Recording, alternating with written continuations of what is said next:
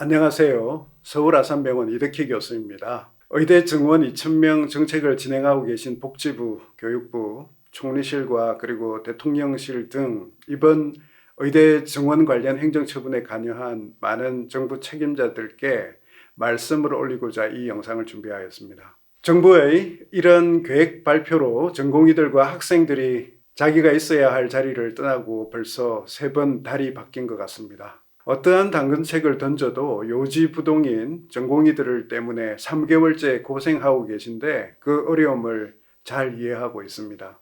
저희 의대 교수들도 이들 전공의들이 부재로 인해서 인력 공백을 메꿔보려고 노력을 하고 있는데 힘에 부칠 때마다 상호 얼마나 힘들까 생각을 해보게 됩니다. 그 사이에 진료나 치료를 받는 데 어려움을 겪고 계신 환자분들의 고통을 생각한다면 여러분과 같은 정부 공무원들이나 저희 교수들과 같이 수련병원에 있는 의사들이 겪는 어려움 정도는 아무것도 아닐 것임을 생각해 보면 이 상황이 하루라도 빨리 마무리되어야 할 것입니다. 그동안 몇 차례에 걸쳐서 해결을 기대했던 시점들이 있기는 했는데요. 생각해 보면 그건 저희 교수들이 일방적으로 기대를 했었던 것 같습니다. 그래도 방향성은 다를지라도 사태를 빨리 매듭짓고 싶은 것은 여러분들도 같은 생각일 겁니다. 현재 2025학년도 대학 입시 요강을 확정하기 위해서 필요한 막바지 작업을 하고 계신 것으로 아는데 아마 이게 성공적으로 마무리가 되면 정부가 계획한 대로 마무리가 되겠죠. 예상치 못했던 서울고등법원의 간섭처럼 보이는 자료 요청이 있기는 하지만 어쩌면 이번 법원의 결정이 의사들의 그런 고집스런 반발을 일거에 잠재울 수 있는 좋은 기회가 될 것이라고 보여지네요. 왜냐하면 대통령님과 정부 당국자 여러분들이 이미 누누이 강조하였던 2,000명 정원 계획의 과학적인 근거와 정책 결정 과정의 절차상의 문제 없음을 판사님이 보시고 이해하기 쉽도록 정리해서 자료 제출만 하면 될 것이기 때문입니다. 저는 법원이 왜 열흘씩이나 시간을 주면서 자료를 달라고 했는지 이해를 못하겠더군요. 내년 입시 요강이 하루라도 빨리 확정되기를 기다리는 수험생들과 학부모들의 애타는 마음을 조금이라도 고려한다면 빨리 결정을 내어주는 것이 모두를 위해서 좋을 텐데 말씀이죠. 저는 이번 법원 판단이 정부의 이번 처분이 정당하고 절차상의 문제가 없다는 쪽으로 나게 된다면 그동안 어느 정부에서도 하지 못했던 획기적인 숫자의 의사 정원을 위한 일련의 행정적인 절차가 급물살을 타고 진행될 수 있을 걸로 생각합니다. 그동안 불철주야 노력하는 여러분들을 힘들게 했던 이 고집스럽고 말 안 듣는 의사들을 더 이상 대항할 의지를 보이기도 어렵게 될 것이기 때문입니다. 이제 의사들을 국민과 떼어놓기 위해서 여론전에 힘들었던 관련 부처의 실무 공무원분들까지 그간의 고생을 보상이라도 받듯이 기쁨을 맛보실 수 있을 거라고 생각합니다. 이제 그 지난한 어려움의 과정이 끝으로 거의 다 온 것 같습니다. 미리 축하드립니다. 근데 저는 이런 갑작스런 정원의 결과가 과연 어떻게 나타날까 곰곰이 생각해 볼 때마다 우리나라 의료계 앞에 지옥문이 열릴지도 모른다는 공포스러운 생각을 떨칠 수가 없습니다. 먼저 병원에 당장 생길 변화를 한번 보겠습니다. 병원을 떠난 전공의들은 돌아오지 않을 것입니다. 사직을 접고 중간에 들어와 봐야 6월 이후 복귀는 어떤 방법으로도 정상적인 수련 기간을 채울 수 없기 때문에 굳이 복귀할 이유가 없어서입니다. 적게는 매일 수억 원에서 많게는 10수억 원의 적자를 보고 있는 각 병원의 경영진들은 전공의 업무를 대신할 인력을 찾아보겠지만 지금 어디서 그런 인력을 찾겠습니까? 결국 지금과 같이 교수가 직접 외래 입원 중환자실의 그런 환자들을 밤낮으로 돌볼 수밖에 없고 수술이나 시술도 해야 되고 당직도 돌아가면서 서야 하니 이미 견디기 힘들어진 이런 아주 열악한 근무 환경은 상상을 하기 정도로 점점 더 나빠질 것입니다. 환자 진료뿐만이 아니라 연구를 위한 시간과 환경이 좋아서 택한 의대 교수라는 자리인데 연구는 고사하고 진료에만 내몰릴 수밖에 없는 이런 열악한 상황에서 빛 좋은 개살구가 되어버린 대학병원 교수라는 이 직책을 더 이상 고집할 이유가 없어질 것입니다. 벌써 한두 명씩 사직을 하기 시작했다는 소문은 이미 들으셨을 것이지만 이제 교수들의 사직이 본격적으로 발생할 것입니다. 이렇게 되면 한두 명 빠지기 시작하면 진료 업무는 남은 교수들에게 더 몰리게 될 것이고 자신의 환자를 진료하기 위해서 남아있던 교수들의 입장에서 남아있고 싶어도 인력 부족이 더 이상 감당이 되지 않아서 어쩔 수 없이 또 사직을 하게 되는 그런 일련의 과정이 이어질 것으로 보입니다. 그 결과 병원의 진료 수익은 급락할 것이고요. 이미 전공의 부재만으로도 엄청난 적자에 허덕이고 있는 병원 경영의 악화는 그동안 막강한 역량을 보여주었던 소위 빅5 병원도 예외가 아닐 것으로 보입니다. 이와 같은 병원 경영 악화와 교수 이탈로 인한 영향으로 먼저 생각해 볼 수 있는 것이 현재 수련병원에서 이루어지고 있는 다양한 고난도의 치료나 난치성 질환의 치료에 큰 차질이 발생할 것이라는 겁니다. 물론 사직한 교수들이 수련병원은 아닐지라도 어디엔가는 취직을 해서 일을 하고 있을 것이니까 인력은 그대로 아닌가 생각을 할 수 있겠지만 예를 들어서 장기 이식 등과 같이 고난도 치료나 수술 같은 경우에 교수 혼자서 잘라서 할 수 있는 것이 아니기 때문에 팀을 새로 꾸리기 전에는 이것이 제대로 수행되기 힘들기 때문에 어려움이 많은 겁니다. 또 그것이 어려울 수밖에 없는 것은 경영상의 이유도 있을 것입니다. 그동안 대형 수련병원에서는 저수가의 상황에서도 고난도 치료를 해올 수 있었던 이유가 많은 정례를 최대한 효율적으로 치료할 수 있는 여건이 되고 또 무엇보다도 저수가로 인한 손실을 메꿔줄 다른 부대 사업들을 같이 할 수 있었기 때문에 구조적으로 가능했던 겁니다. 물론 인건비가 상대적으로 낮은 전공의들을 활용했기 때문에 가능한 구조였다는 것도 부인할 수는 없습니다. 그 덕분에 우리 의료 수준은 다른 나라가 부러워하면서 배우러 오게 되는 수준까지 올라가게 된 것 아니겠습니까? 어쨌든 이런 여건을 가지고 있지 못한 수련병원이 아닌 그런 곳에서는 이런 고난도 진료를 하기 어렵습니다. 이것이 팩트입니다. 일전에 모 비수련병원에서 간이식 수술도 성공적으로 했다고 자랑하는 기사를 봤습니다만 물론 할 수 있습니다. 문제는 지속성입니다. 일정한 환자 수가 확보되지 않으면 난이도 높은 치료를 구사할 수 있는 의료진도 제한될 수밖에 없어서 점점 어렵고 손이 많이 가고 의료 분쟁의 소지가 높은 이런 고난도 치료에 대한 관심은 떨어질 수밖에 없습니다. 경영자들의 입장에서는 작은 규모의 병원이 굳이 감당해야 할 진료는 아니다라고 판단하는 게 상식일 것입니다. 지속적인 진료를 받고 계셨던 환자분들을 더 잘 봐드릴 수 없다는 죄송한 마음을 넘어서 저희로서는 그동안 힘들게 차곡차곡 쌓아 올려 두었던 우리 대한민국 의료 수준이 일거에 추락해 버리게 될 것이라는 점을 생각하면 한 번 더 가슴이 아픕니다. 또 다른 여파로 생각해 볼 수 있는 것은 고용 문제입니다. 대형 병원에는 의사, 간호사 외에도 비의료 분야 직원들도 상당히 많습니다. 이분들의 미래는 또 어떻게 될까요? 항상 저희 교수들이 좋은 진료와 교육, 연구 이런 것들을 할 수 있도록 보이지 않게 많이 도와주는 고마운 분들인데요. 이분들이 지금 요 3개월만 해도 벌써 고용 안정에 대한 심리적인 위협을 느끼고 있는 것 같아서 벌써 미안한 마음이 큰데요. 상황이 본격화되면 실제 이분들이 병원을 떠나야 할 수도 있다는 것이 정말 가슴이 아프지 않을 수 없습니다. 또 많은 분들이 간과하고 있는 것이 제약회사와 의료기기 회사들입니다. 헬스케어 산업은 고용 창출 효과가 매우 높아서 모든 나라에서 중요하게 생각하는 산업의 한 분야인데요. 그런데 지금 벌써 경영난을 호소하고 있습니다. 이들 회사의 주요 수요처인 병원이 도산을 하거나 그 직전까지 몰린다면 대한민국의 헬스케어 산업은 급속히 고사할 것입니다.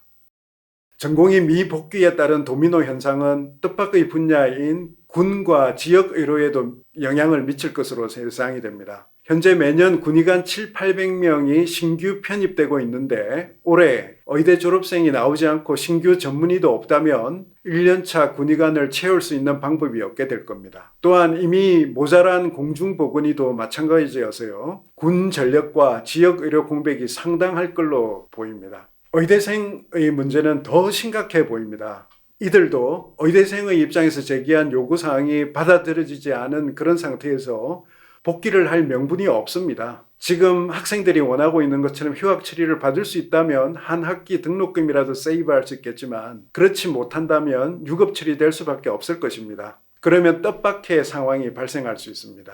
현재 24학번 그러니까 의예과 1학년의 경우 3,000여 명인데요. 이들이 휴학 또는 유급이 되면 2025학년에 그러니까 내년에 다시 의예과 1학년으로 들어오게 되면 내년에는 조정 정원된 1,500명 정도를 합친 4,500명의 2호 학번 신입생들이 들어오게 되니까 이 모두 합쳐져 가지고 총 7,500명의 의예과 1학년 학생들이 함께 공부를 해야 되는 최악의 상황이 됩니다. 두 학년 학생들이 모두 1학년으로 공부를 하게 된다는 뜻입니다. 5,000명의 정원으로 늘어나는 것도 실질적으로 교육이 어려울 거라고 많은 걱정을 하고 있는데요. 만약 7,500명의 학생이 같이 공부한다면 어떻게 같이 할 수 있을까요? 갑자기 평소보다 2.5배나 많은 학생들이 좁은 공간에서 같이 공부해야 되는 상황은 좀 상상하기가 어렵습니다. 러시아와 지하철 객차가 떠오릅니다. 저 자신의 경우에도 80년대 초반에 5공화국 교육개혁의 하나로 잠시 실시되었던 졸업정원제 제도 때문에 20% 증가된 학생 수만으로도 엄청난 스트레스를 받았던 기억이 나는데, 지난한 이런 의과대학 공부를 갑자기 불어난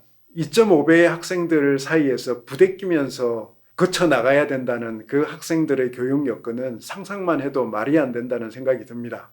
그래서 내년 2025학년도 신입 의예과 학생들은 다시 1학년이 된 학생들과 함께 그 상태로 쭉 6년의 전 의과대학 교육과정을 견뎌야 합니다. 열악한 교육 환경 때문에 중도에 스스로 이탈하는 사례도 빈번하지 않을까 싶습니다. 해부학 실습, 카데바 부족, 이런 우려들은 더 이상 언급을 하지 않겠습니다. 강의실 수업 환경도 그렇고 대학병원의 임상 실습 여건은 어떨까요? 걱정입니다. 그럼에도 불구하고 어떻게 해서 이 2사, 2호 학번 의대 학생들이 의사 국가고시를 잘 패스를 하고 초년병 의사가 되어가지고 수련을 받아야 하는 상황이 되었다고 합시다. 현재 3,000여 명의 정원의 그런 수련병원 교육 여건에서 갑자기 2.5배가 늘어난 수련의를 소화해내야 하는 그런 상황이 되겠죠. 병원들이 과연 이들 수련의 지원을 받아줄 수 있을까요?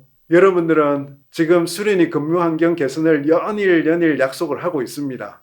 수련의를 값싼 노동자로서의 의사가 아니라 수련의 대상으로서 규정하겠다는 그런 좋은 의미 아닙니까? 현재 90%가 민간 의료기관인 수련병원에서 진료 수익에 도움이 크지 않을 것이 분명한 피교육생으로서의 수련의를 얼마나 더 뽑아줄 수 있을까요? 최근 조사에 따르면 전공의 한 명 수련에 소요되는 비용이 약 1억 원 정도가 된다고 합니다. 아마도 지금 현재 숫자 이상의 수련의를 더 뽑기 어려운 병원 경영 여건상 국가가 이들 수련에 들어가는 수련 비용을 국고로 지원을 해줘야 할 것으로 보입니다.